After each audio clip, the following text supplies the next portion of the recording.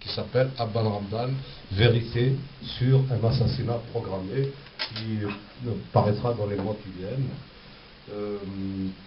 Alors je l'ai dit, il est passionné d'histoire, et puis pour un tas de raisons, dont aussi, comme il est de la famille de Abban Ramdan, il le dira, il s'est donné pour mission de rétablir un certain nombre de vérités historiques sur Abban Ramdan, son action, sa vie, etc.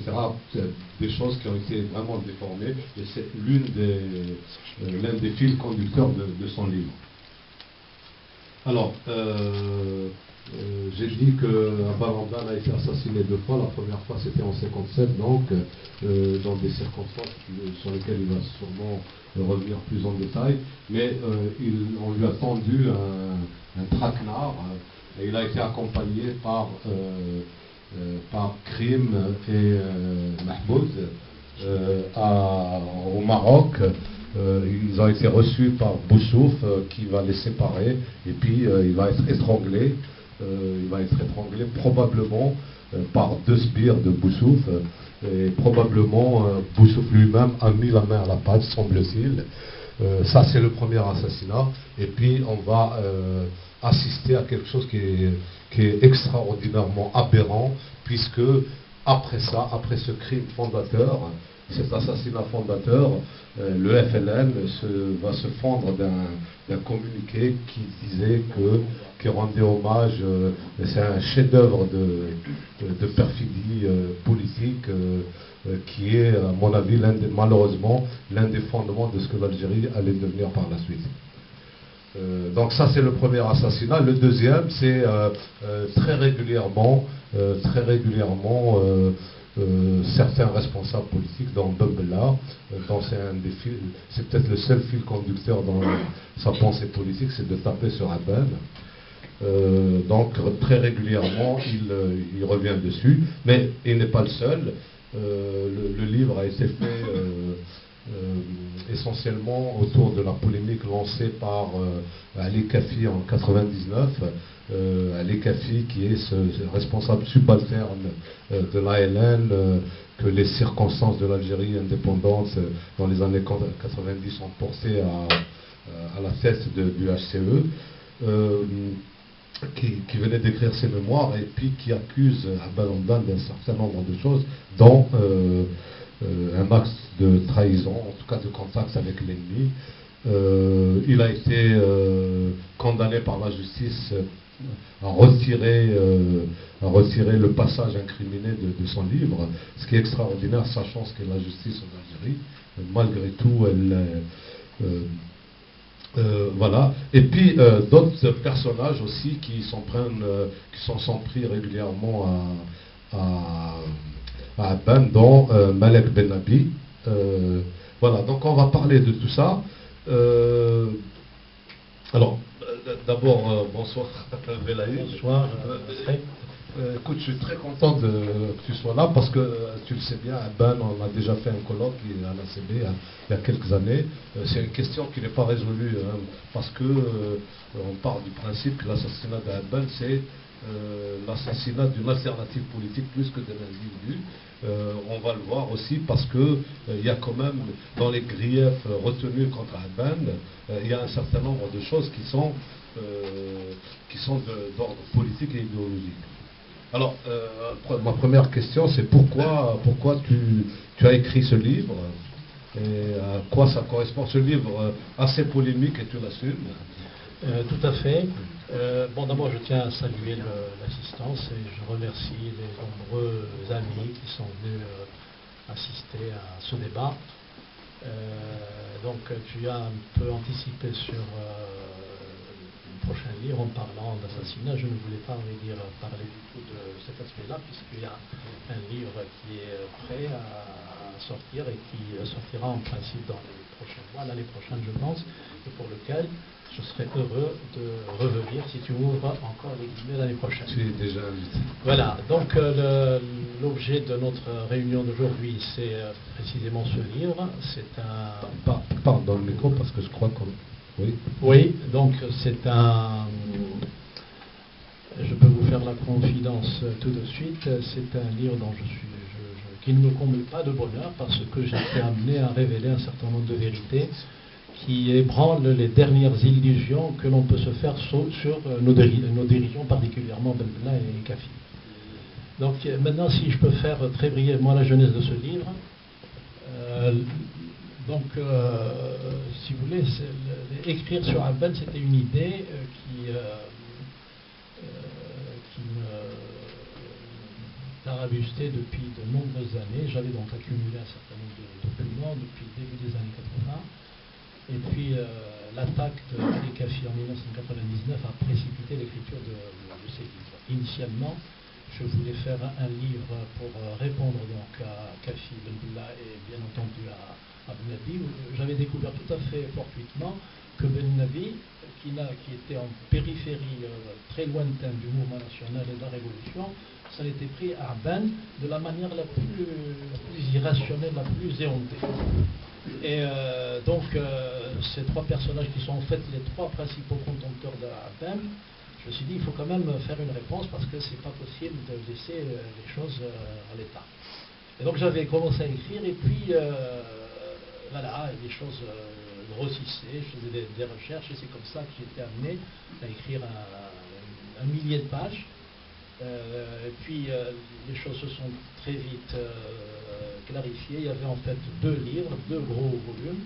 L'un qui était consacré à la période, si vous voulez, au conflit algéro-français, et j'étais obligé de remonter aux sources de ce conflit, c'est-à-dire à la conquête coloniale, une conquête, et puis à l'expansion, c'était ce qu'on appelle ce que des historiens ont appelé la dévastation méthodique, pour expliquer comment les choses se sont passées de manière extrêmement violente pendant la guerre de libération nationale.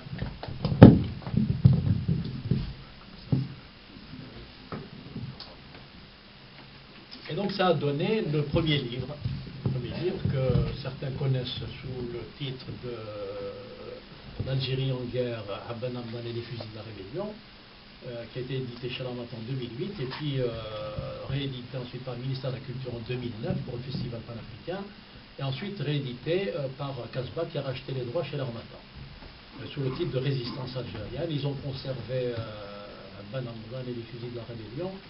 Mouloud Achour voulait au départ le changer en intitulant Abban Ardan et les fusils de la liberté. Je lui ai dit non, c'est pas ce que j'ai voulu écrire. Les fusils de la rébellion, en fait, c'est une double entrée. C'est Abban qui a fait des fusils de la rébellion. Il en a fait des résistants nationaux.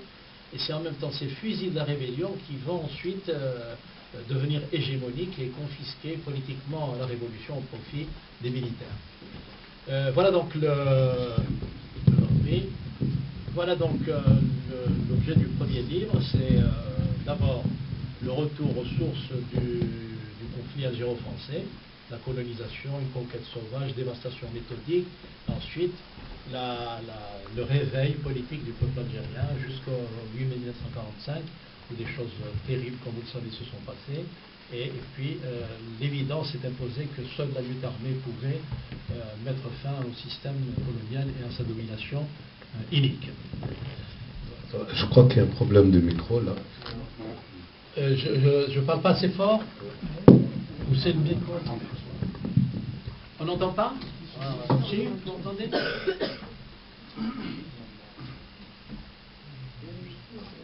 Alors, non, là, on n'entend pas du tout.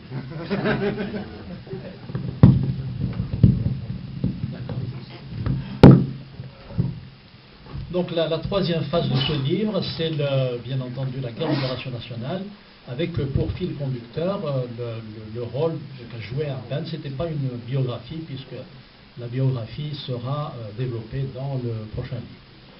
Donc, et puis il y avait un deuxième volume auquel était initialement intégré celui-ci. Et ça faisait 700 pages. Et vous savez très bien que les éditeurs n'aiment pas beaucoup les livres trop volumineux. Et puis j'avais eu l'idée de le séparer parce que d'abord le ton était très différent du reste, puisque celui-ci c'est un ton un peu rude, et puis ça fait plus pamphlet que livre qu'essai. Et en plus à cause du volume, et je voulais aussi les séparer parce que je voulais le publier précocement, je ne voulais pas tomber dans le même travers que les contempteurs d'Abban, l'attaquer alors qu'il ne peut plus le répondre. Donc je l'ai sorti, et d'ailleurs ce jour-là, quand j'ai pris la décision, j'en ai parlé avec mon ami René Galissot, il m'a encouragé à en faire un livre à part et à le publier précocement. Je lui rends justice, il est là, et donc il fallait que je le dise. Voilà, donc ce livre-là est sorti précocement pour la raison évidente que je viens de vous dire. Il fallait qu'il sorte du vivant, en tout cas de Billah et de Kafi. J'avais flairé juste, puisque quelques 2 ou 3 mois après la sortie du livre, Ben Bella est décédé. D'ailleurs, pour l'anecdote, le jour où on avait annoncé la sortie pour le 25 février, on avait annoncé également la mort de Ben Bella. Et l'éditeur m'avait appelé, il m'a dit on va sursoir. J'ai dit ok. J'ai dit ce serait inélégant de publier un livre alors que l'intéressé, principal intéressé en tout cas, passait de vie à trépas. Finalement, c'était une rumeur et on a sorti le livre. Et puis 2 ou 3 mois après, il est décédé. Naturellement, je ne pense pas que Ben Bella ait lu ce livre parce que dans le temps, il n'était pas. Je ne crois pas que c'était possible. Voilà, l'essentiel est qu'il soit sorti du vivant de Ben Bella. Alors, qu'est-ce qu'il y a dans ce livre? Je vous ai dit, il s'adresse en fait à ces 3 contempteurs de Ben. Ben Nabi qui a écrit Le problème des idées dans le monde musulman en 1970 et qui lui-même devait décéder en 1973. Je n'ai pas eu de problème de conscience pour lui répondre alors qu'il est décédé, parce qu'il a utilisé les mêmes procédés.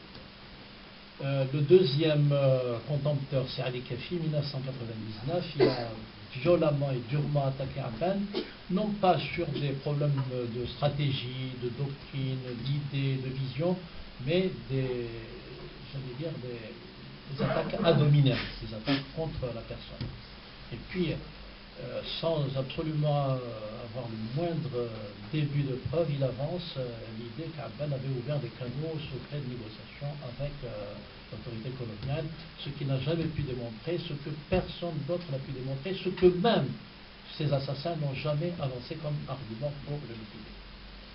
La technique de Kafi, bien sûr, c'est de calomnier, en sachant que, comme dit Shakespeare dans Hamlet, il n'est point de vertu que la calomnie ne puisse atteindre. Et effectivement, la calomnie de Kafi a sans doute laissé quelque chose dans l'Antiquité, puisque nous savons que dans les si on va sortir sur Internet, il y a toujours des gens qui essaient de trouver des problèmes. Le deuxième contempteur, donc je les cite chronologiquement, le troisième plutôt, c'est Ben Bella. Alors Ben Bella, le véritable problème, c'est le congrès de la Soumam auquel il n'a pas assisté sur les conseils de son mentor égyptien qui lui avait déconseillé de se rendre à la Soumam de peur d'y être liquidé par Abban. Et de fait, un témoin, dont je ne peux pas citer le nom, sur sa demande, a dit que si Ben Bella avait été à la Soumam, Ben Hidi Abban l'aurait probablement jugé pour haute trahison. Pour 2 choses en fait, pour avoir dénoncé tout l'organigramme de l'os et pour avoir livré tous les secrets de la révolution algérienne au service secret égyptien. Il n'y avait plus de secrets pour les Égyptiens. Donc le premier problème c'était ça, le congrès de la Soumam, et puis c'est fondu de critiques absolument... moi j'ai appelé ça le charbonnier de la nuit, qui ramasse n'importe quelle vipère dans son fagot et qui pense pouvoir faire des poisons venimeux. Notamment, Abban a épousé une Française, comme si d'avoir épousé une Française était l'acte le plus rédhibitoire et qui pouvait mettre la révolution algérienne en danger. Et je vous passe toutes les calomnies possibles. Sur le congrès de la Soumam, il avance même le fait que la France est derrière le congrès de la Soumam. Il a dit, j'ai pas lu la plateforme, mais je crois que la France est derrière le congrès de la Soumam. Et si vous voulez appeler Abban traître, appelez-le traître. Et ça, c'est la réponse du berger à la bergère, parce qu'Abban, il a toujours dit que Ben Bella était un traître. Et je vous renvoie à l'indépendance confisquée de Ben Bella, plutôt de Abbas, où souvent il cite cette phrase de Abban qui traite Ben Bella de traître. Il ne lui a bien entendu jamais pardonné la dénonciation de tout l'organigramme de l'os, et bien sûr sa fuite très louche de la prison de Nida. Pourquoi très louche? Parce qu'on dit que Ben Bella C'est pas on dit, c'est le général Jacquin qui dit, parce qu'il faut lui renvoyer, il faut renvoyer Ben Bella à ses propres turpitudes, il faut quand même citer aussi, puisqu'il accuse certaines traîtrises, eh bien il faut qu'on dise aussi, il faut qu'on étale aussi publiquement ses propres turpitudes. Le général Jacquin dit, Ben Bella était notre informateur. Cette parole du général Jacquin, il l'a dite en 1977, c'est-à-dire très loin des événements. Avait-il un quelconque intérêt? Il l'aurait dit en pleine révolution. Oui, ce serait quelque chose, ce serait semer le doute ou le virus dans les rangs de la révolution algérienne. Ce n'était pas le cas. Il a écrit cela en 1977 et le général Jacquin était responsable du bureau liaison, renseignement et liaison du général Chal. Donc ce n'est pas quelque chose, pas une parole lancée en l'air. Voilà en fait, maintenant, il faut que je le martèle, il faut que je le répète sans cesse, Aben n'est pas un temple sacré. Mon éditeur, au départ, a refusé le titre que je lui avais proposé. Il m'a dit, on va intituler ce livre, celui-ci, Ben Bella, Kafi, Ben Nabi, attaque Aben, la profanation. Je dis, c'est impensable que je puisse intituler ce livre-là, quitte à ce qu'on ne travaille pas ensemble. Je dis, c'est pas possible. Aben n'est pas un temple. Aben est critiquable sur sa démarche, sur sa vision, sur son caractère, sur si vous voulez, cette démarche qui consiste à absolutiser la révolution, à la rendre sacrée au point de commettre des erreurs. Je l'ai dit et dit en même temps. Cette rationalisation qui est bien en avance sur son temps, c'est de faire ce qu'on a programmé, de programmer ce qu'on doit faire. Si vous voulez, ce caractère absolument jacobin, c'est-à-dire qu'il y a un pouvoir, et c'est ce pouvoir-là qui doit être le pouvoir de fait, c'est la suppression totale de ce hiatus entre, si vous voulez, le pouvoir vitrinaire, ce que j'appelle le pouvoir vitrinaire, le pouvoir de façade, et le pouvoir de fait. Aben, pour lui, celui qui est légalement le détenteur du pouvoir, c'est lui qui doit l'exercer.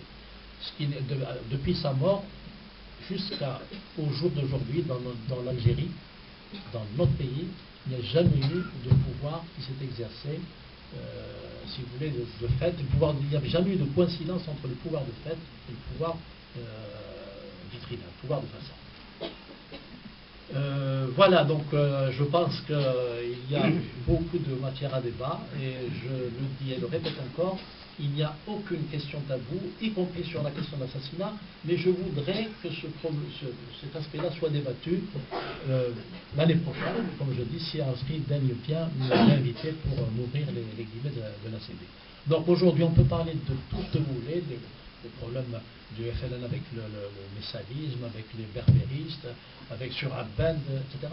Toutes les erreurs possibles et imaginables du FLN et de Aben éventuellement, on peut en parler sans aucun tabou. Et là, je restitue la parole à Arsky.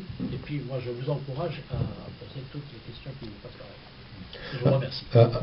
Merci. Je voudrais signaler la présence de Sadr Hadras qui a rencontré Aben en pleine guerre pour le compte du Parti communiste algérien avec Bachir Hadjali.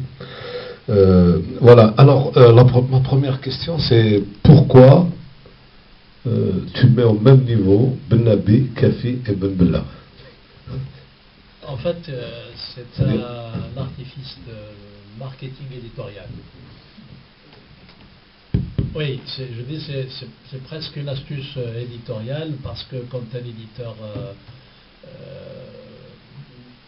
veut lancer un livre et j'y veux ratisser large. Au départ, j'avais écrit Ben Bella contre Aben.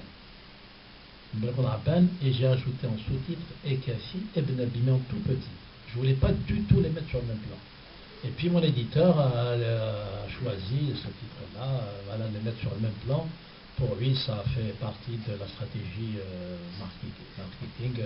Enfin, chacun, en fait, a ses propres visions. Donc, c'est uniquement sur cet aspect-là. Je ne voulais pas du tout le mettre, parce que ce n'est pas du tout la même cour. Et je reproche même à Ali Kafi, qui attaque Aben, de vouloir rentrer pour jouer dans la cour des grands. Voilà. Je ne sais pas si j'ai répondu à la question. Oui, tout à fait. Autre chose, c'est que quand Kafi a sorti son livre, tu es allé voir Ben Bella tu étais allé le voir et il avait dénoncé Kafi, et tu as eu la surprise de voir quelques temps après que lui-même était encore dans cette ligne de dénigrement de Aban. Alors comment s'est passée la rencontre? Comment J'avoue d'abord, je me confesse devant vous tous que j'ai fait preuve d'une naïveté renversante. En fait, nous avons un ami commun, je peux le citer, peut-être que certains d'entre vous le connaissent, c'est Sil Bachir Al-Qadi, qui était le représentant du FLN à Tripoli, donc était très proche de Marsas, qui était donc, Sil Bachir était un benbéliste pur jus. Et on s'est liés d'amitié depuis très longtemps. Et un jour, après l'attaque de Kafi, il m'a fait comprendre que ce serait bien que je voie Ben Bella. Mais Ben Bella savait que il y avait une amitié entre nous. Et donc il m'a encouragé, et moi je me suis dit pourquoi pas, et on me l'a reproché d'ailleurs par la suite, je me suis dit je vais le voir, parce que si un démenti, un moindre communiqué de Ben Bella sortait pour dire que Kafi divague, j'ai dit, on va mettre un point final à cette question. Donc un rendez-vous a été organisé, j'ai passé une après-midi, juillet, je dis la date, avec Ben Bella, où il a beaucoup parlé, j'ai écouté, et donc j'ai bien entendu poser des questions, et il a été extrêmement dur sur Kafi. Et Kafi ne l'aime pas non plus. Kafi, entre parenthèses, Kafi, c'est Harbi, je ne sais pas si beaucoup connaissent Mohamed Harbi, publiquement. Harbi a dit en 1962, dans les premières années de l'indépendance, quand Ben Bella avait pris le pouvoir, Kafi a dit mais c'est dommage qu'Aban ait été éliminé parce qu'il n'y a que lui qui aurait pu nous débarrasser de ce forcené de Ben Bella. À l'époque, l'ennemi principal c'était Ben Bella parce que d'abord Ben Bella déteste cordialement les gens de la Wilaya 2. Parce qu'ils se sont accrochés à Tripoli en 62. Ils détestent Saoud al-Arab, ils détestent Ben Tobel, ils détestent Kafi. Il a en horreur les gens de la Wilaya 2. Ils l'ont rencontré lorsqu'il était en conflit avec Ben Khadda. Et donc, les gens du Constantinois n'arrêtaient pas de critiquer Ben Bella, y compris à l'étranger. Il a critiqué, c'est lui qui me raconte, il me dit, il m'a critiqué chez les Égyptiens. Il était ambassadeur au Caire et il m'a critiqué chez mes amis. Et mes amis se sont empressés de venir me le dire. Il m'a dit, quand il est rentré en Algérie, il est venu me rendre visite, je l'ai sorti de la présidence comme un malpropre.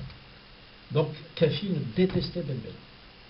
Mais quand Ben Bella a été largué, alors il a été descendu par l'Indienne, il le refoulait de la Soumam, et puis Ali Kafi prenant du grade, le refoulait de la Soumam, l'infortune soumamienne refaisait surface, et le refoulé soumamien, c'est Aban, parce qu'il a été éloigné de la Soumam. Pour des raisons qu'on ne connaît pas. C'est lui qui raconte ça dans son livre. Voilà. Et donc, effectivement, Bella déteste.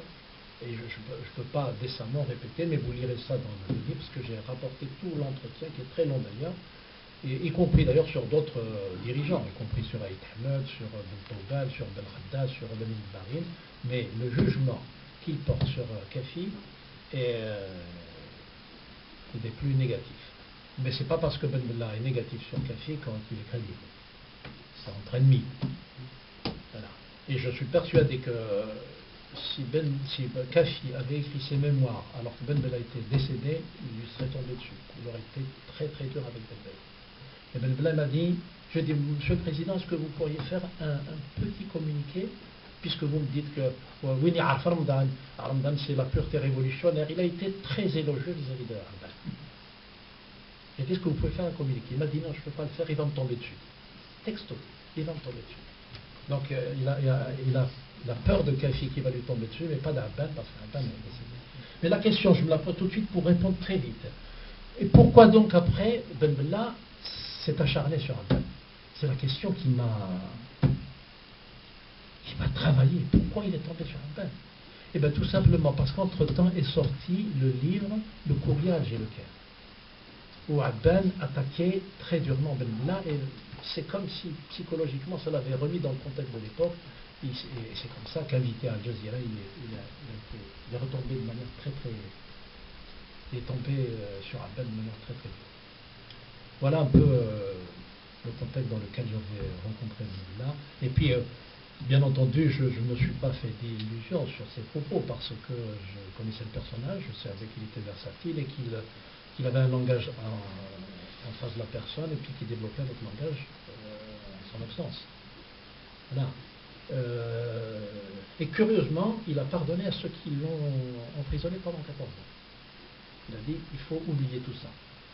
Il a dit cette phrase-là. Quand un journaliste lui pose la question sur ses déboires avec Boudien, il a dit, ça c'est du passé, il faut oublier tout ça. Et vous savez très bien, vous lirez d'ailleurs ce qu'il pense d'Abdelaziz Bouteflika. Il sent comme cuit et chemise. Et pourtant, c'est le principal, la source principale de l'infortune de Ben Bella, c'est Bouteflika. C'est Bouteflika qui est à l'origine du plan qui a destitué Ben Bella. C'est lui qui l'a, ça c'est quelqu'un que devrait inviter, c'est Mohamed Mouchaf. Il est au courant de tout. C'est Bouteflika qui a une idée de ramener Ben Bella à la place de Boudiaf. Et c'est Bouteflika qui est l'artisan du coup d'État du 19 juin 1965. Et il lui a pardonné. Et l'autre aussi a oublié toute cette histoire. Ils sont très bien maintenant ensemble. Alors combien de temps ça va durer? Enfin, ça ne peut plus durer. Vous n'avez pas compris. Oui, alors je vais donner tout de suite la parole à la salle. J'aurai des questions à te poser en cours de route, mais pour le moment... Est-ce qu'on entend bien? Oui. Non?